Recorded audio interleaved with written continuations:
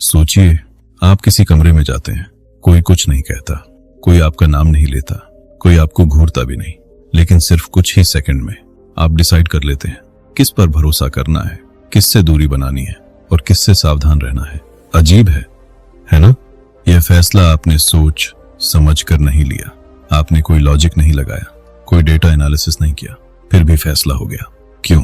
क्योंकि यह फैसला आपके कॉन्शियस माइंड ने नहीं लिया, यह फैसला आपके सबकॉन्शियस माइंड ने लिया। और यहीं से शुरू होती है डार्क साइकोलॉजी। डार्क साइकोलॉजी कोई जादू नहीं है, यह कोई सुपरनेचुरल पावर नहीं है, यह सिर्फ एक चीज है, ह्यूमन माइंड को गहराई से समझने की कला और उस समझ का सही या गलत इस्तेमाल। कुछ लोग इस कला का इस्तेमाल लोगों को प्रेरित करने में करते हैं और कुछ लोग उन्हें कंट्रोल करने में। आपने शायद महसूस किया होगा, कुछ लोग बिना जोर डाले आपकी राय बदल देते हैं, कुछ लोग बिना बहस किए आपको मना लेते हैं, कुछ लोग बिना धमकी दिए आपको डराते हैं।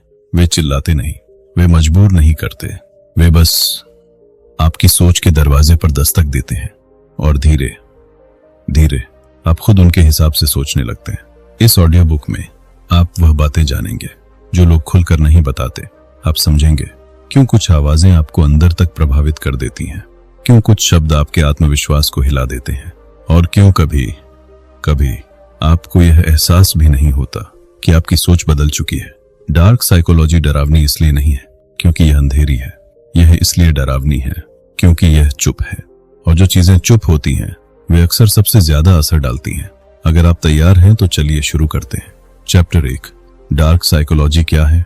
डार्क साइकोलॉजी नाम सुनते ही दिमाग में कुछ अंधेरा, कुछ खतरनाक, कुछ रहस्यमय सा आता है, लेकिन सच्चाई क्या है? डार्क साइकोलॉजी कोई जादू नहीं है, कोई तांत्रिक विद्या नहीं है, कोई सुपर पावर नहीं है।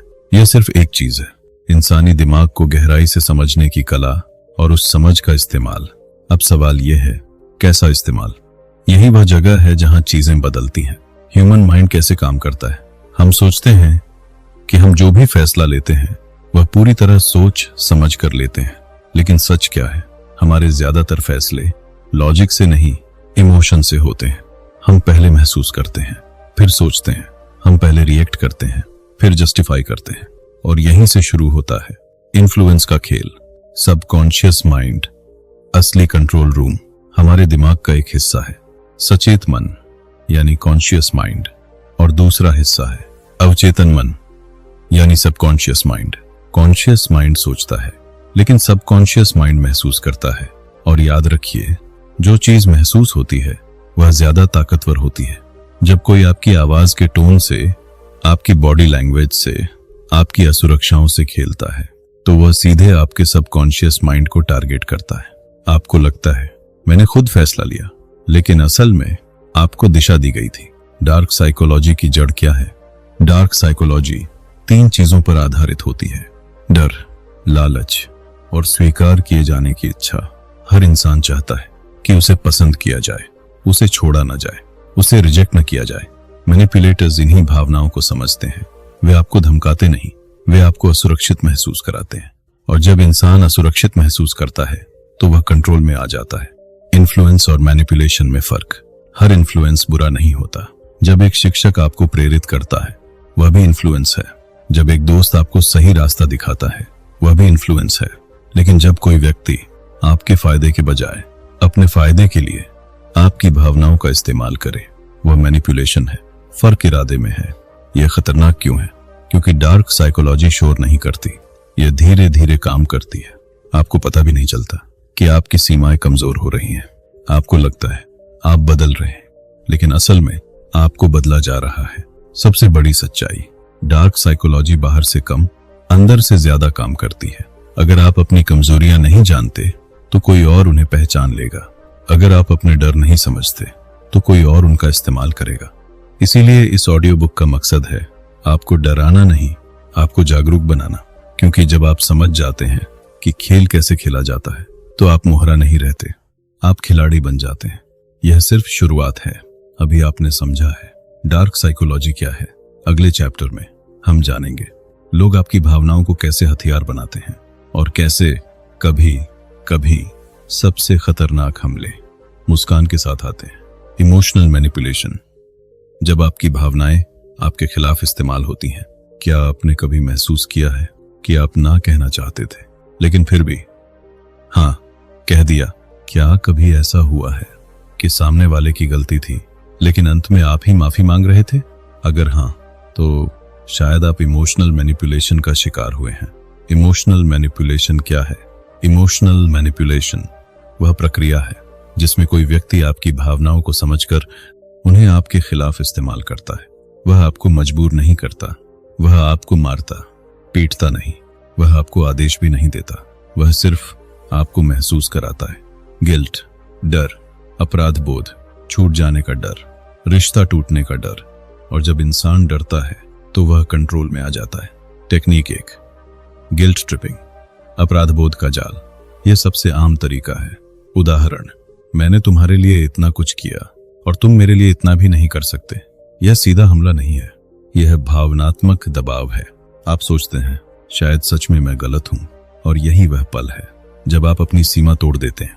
मैनिपुलेटर्स जानते हैं लोग गिल्ट से जल्दी टूटते हैं। टेक्निक 2, गैसलाइटिंग, आपकी सच्चाई को झूठ बना देना। गैसलाइटिंग बहुत खतरनाक है। इसमें सामने वाला आपकी यादों, आपकी समझ, आपकी सच्चाई पर सवाल खड़ा करता है। तुम्हें गलतफहमी हुई है, तुम ज्यादा सोचते हो, ऐसा कभी हुआ ही नहीं। धीरे धीरे आप खुद पर शक करने लगते हैं, और जब इंसान खुद पर भरोसा खो देता है तो वह दूसरों पर निर्भर हो जाता है। यही मैनिपुलेटर चाहता है। टेक्निक 3, साइलेंट ट्रीटमेंट, खामोशी से सजा देना। कभी किसी ने अचानक आपसे बात करना बंद कर दिया, कोई कारण नहीं बताया, कोई स्पष्टीकरण नहीं दिया, बस चुप्पी। यह चुप्पी सजा होती है, क्योंकि इंसान सामाजिक प्राणी है। उसे इग्नोर किया जाना सबसे ज्यादा दर्द देता है। आप बेचैन हो जाते हैं, आप समझौता कर लेते हैं, आप झुक जाते हैं, और मैनिपुलेटर जीत जाता है। टेक्निक 4, लव बॉम्बिंग, जरूरत से ज्यादा प्यार। शुरुआत में कोई आपको बहुत ज्यादा प्यार दे, बहुत तारीफ करे, बहुत ध्यान दे, आपको लगे यह तो परफेक्ट इंसान है, लेकिन अचानक वह बदल जाए। अब वही इंसान आपको दूरी दिखाने लगे, ठंडा व्यवहार करे। आप क्या करेंगे? आप उसी पुराने प्यार को वापस पाने की कोशिश करेंगे, और इस कोशिश में आप कंट्रोल में आ जाते हैं। क्यों काम करती हैं ये तकनीकें? क्योंकि हर इंसान के अंदर 3 कमजोरियां होती हैं। रिजेक्ट होने का डर, अकेले रह जाने का डर, प्यार खो देने का डर। मैनिपुलेटर्स इंसान को नहीं, उसके डर को कंट्रोल करते हैं। बचाव कैसे करें? सबसे पहला कदम है जागरूकता। अगर आप पहचान लें कि सामने वाला आपकी भावनाओं से खेल रहा है तो आधी लड़ाई जीत ली। दूसरा कदम बाउंड्रीज, ना कहना सीखिए, और ना कहने के बाद गिल्ट महसूस करना बंद कीजिए। तीसरा कदम सेल्फ ट्रस्ट। अगर आपको लगता है कि कुछ गलत है तो संभव है कि वह सच में गलत हो। अपनी इंट्यूशन को इग्नोर मत कीजिए। याद रखिए, इमोशनल मैनिपुलेशन चिल्लाता नहीं है, वह फुसफुसाता है। वह आपको तोड़ता नहीं है, वह आपको धीरे धीरे झुकाता है। लेकिन जब आप समझ जाते हैं कि खेल कैसे खेला जाता है तो आप मोहरा नहीं रहते, आप जागरूक हो जाते हैं। अगले चैप्टर में हम जानेंगे लोग आपकी बॉडी लैंग्वेज और माइंड को कैसे पढ़ते हैं, और कैसे कुछ लोग बिना एक शब्द बोले आप पर प्रभाव जमा लेते हैं। Chapter 3, mind reading, psychological triggers. जब लोग बिना बोले आपकी सोच पढ़ लेते हैं, क्या आपने कभी महसूस किया है कि सामने वाला कुछ बोलने से पहले ही आपका रिएक्शन जानता है, जैसे उसे पहले से पता हो आप क्या सोचने वाले हैं, क्या कहने वाले हैं, या किस बात पर कमजोर पड़ने वाले हैं? क्या सच में लोग आपका दिमाग पढ़ सकते हैं? नहीं, लेकिन वे आपके पैटर्न पढ़ सकते हैं। माइंड रीडिंग का असली मतलब, माइंड रीडिंग कोई जादू नहीं है, यह observation plus psychology plus pattern recognition है।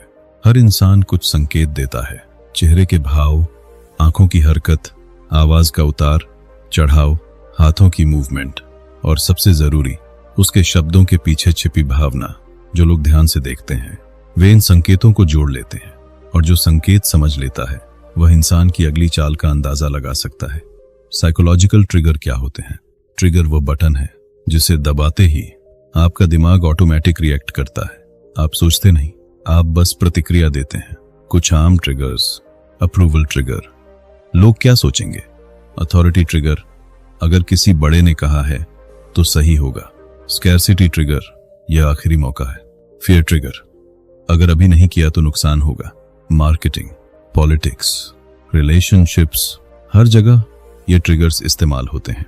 माइक्रो एक्सप्रेशंस, चेहरे का सच, कभी ध्यान दिया है? जब कोई झूठ बोलता है तो उसकी आंखें 1 सेकंड के लिए बदल जाती हैं। जब कोई डरता है तो उसका जबड़ा हल्का सख्त हो जाता है। यह माइक्रो एक्सप्रेशंस हैं। ये बहुत छोटी, बहुत तेज और अक्सर अनजानी होती हैं, लेकिन एक ट्रेन्ड ऑब्जर्वर इन्हें पकड़ लेता है और जब वह आपके असली इमोशन समझ लेता है तो वह बातचीत को उसी दिशा में मोड़ देता है। एंकरिंग, दिमाग में एंकर डालना। मान लीजिए कोई व्यक्ति आपसे हमेशा एक खास शब्द या टोन में बात करता है। धीरे धीरे आपका दिमाग उस टोन को एक खास भावना से जोड़ देता है। जैसे कोई हमेशा आपकी तारीफ करते समय आपके कंधे पर हाथ रखता है। कुछ समय बाद सिर्फ कंधे पर हाथ रखने से आपका दिमाग पॉजिटिव महसूस करने लगता है। इसे कहते हैं एंकरिंग। यह बहुत सटल है लेकिन बहुत पावरफुल। प्राइमिंग, पहले से दिमाग तैयार करना। प्राइमिंग का मतलब है बात शुरू होने से पहले आपके दिमाग को एक खास दिशा में सेट कर देना। उदाहरण, अगर मैं आपसे पहले ईमानदारी शब्द बार बार कहूं और फिर आपसे एक फैसला लेने को कहूं तो आपका दिमाग ईमानदारी की तरफ झुका होगा। आप सोचेंगे कि आप खुद फैसला ले रहे हैं, लेकिन दिशा पहले से तय की जा चुकी थी। लोग कैसे आपकी कमजोरी पहचानते हैं? हर इंसान कुछ चीजों के लिए संवेदनशील होता है।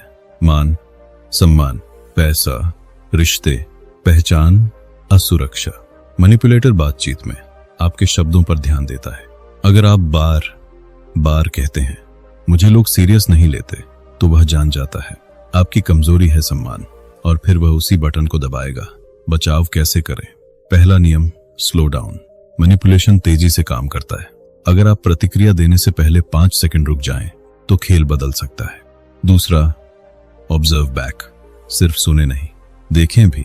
आंखें, आवाज, बॉडी लैंग्वेज। तीसरा, emotional awareness.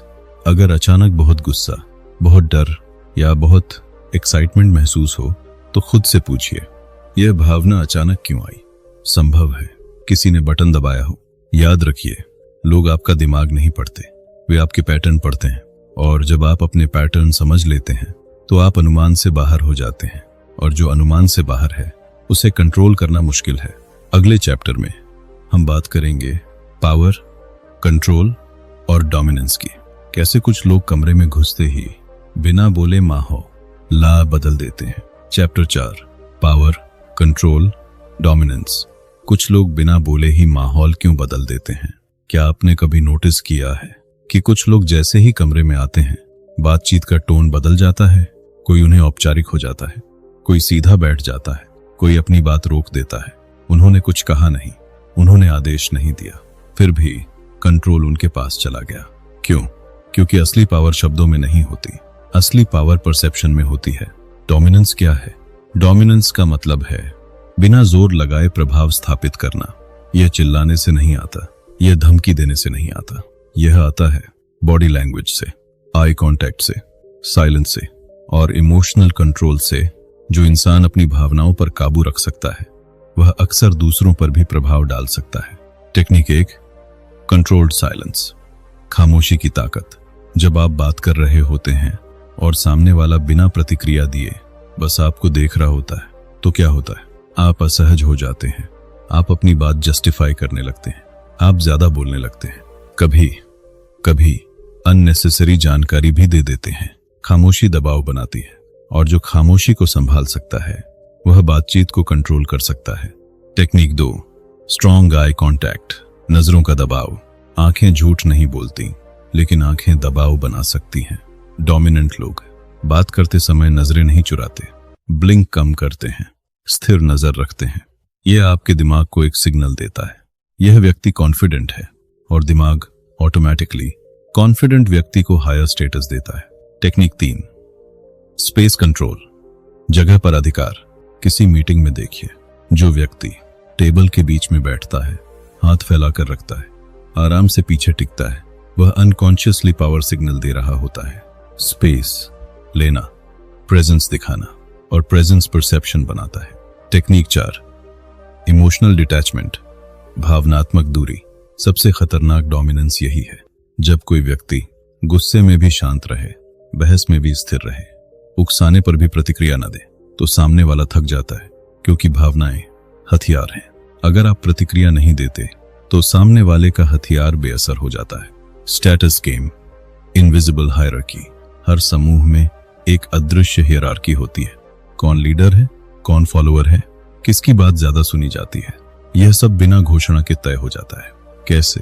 Confidence, decision making, calmness under pressure.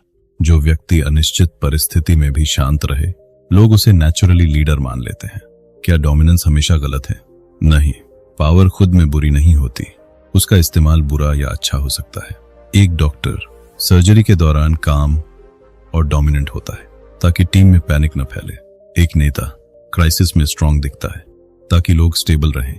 लेकिन जब यही पावर दूसरों को दबाने, डराने या मैनिपुलेट करने में इस्तेमाल हो तो वह डार्क बन जाती है। बचाव कैसे करें? पहला, इंटिमिडेशन को पहचानिए। अगर कोई सिर्फ प्रेजेंस से आपको असहज कर रहा है तो खुद से पूछिए, क्या यह सच में खतरा है या सिर्फ परसेप्शन? दूसरा, स्लो योर ब्रीदिंग। जब आप काम रहते हैं तो सामने वाला आपकी इमोशनल स्टेट कंट्रोल नहीं कर सकता। तीसरा, मेंटेन न्यूट्रल आई कांटेक्ट। न ज्यादा झुके, न अग्रेसिव हो, बस स्टडी रहें। पावर गेम्स अक्सर रिएक्शन पर टिके होते हैं। अगर आप रिएक्शन नहीं देते तो खेल कमजोर पड़ जाता है। याद रखिए, असली पावर आवाज में नहीं होती, असली पावर नियंत्रण में होती है। जो खुद को कंट्रोल कर सकता है उसे कंट्रोल करना मुश्किल है। अगले चैप्टर में हम बात करेंगे परसुएजन, इन्फ्लुएंस की। कैसे शब्द, टोन और कहानी आपकी सोच को बिना जबरदस्ती बदला जा सकता है। Chapter 5, persuasion, influence. कैसे शब्द आपकी सोच बदल देते हैं। क्या आपने कभी महसूस किया है कि आपने कोई चीज खरीदने का प्लान नहीं बनाया था, लेकिन कुछ मिनट की बातचीत के बाद आपने खुद ही हाँ कह दिया? क्या कभी किसी ने आपकी राय बिना बहस किए बदल दी? अगर हाँ, तो आपने परसुएजन को काम करते देखा है। परसुएजन क्या है? परसुएजन मतलब किसी को मजबूर किए बिना उसकी सोच की दिशा बदल देना। यह दबाव नहीं है, यह आदेश नहीं है, यह कहानी है, यह भावना है, यह फ्रेमिंग है। मैनिपुलेटर आपको यह महसूस कराता है कि फैसला आपने खुद लिया है, जबकि दिशा पहले ही तय की जा चुकी थी। Technique 1, framing. बात कैसे कही जा रही है? एक ही बात दो अलग तरीकों से कही जाए तो असर बदल जाता है। उदाहरण, इसमें 20% रिस्क है और इसमें 80% सफलता की संभावना है। तथ्य वही है, लेकिन परसेप्शन बदल गया। फ्रेमिंग आपके दिमाग को एक खास लेंस पहनाता है और आप उसी लेंस से दुनिया देखने लगते हैं। टेक्निक 2, रेसिप्रोसिटी, एहसान का दबाव। अगर कोई आपके लिए कुछ करता है तो आपका दिमाग ऑटोमेटिकली कहता है, अब मुझे भी कुछ करना चाहिए। यह इंसानी नेचर है। इसीलिए फ्री सैंपल्स दिए जाते हैं, छोटी मदद की जाती है, अचानक तारीफ की जाती है।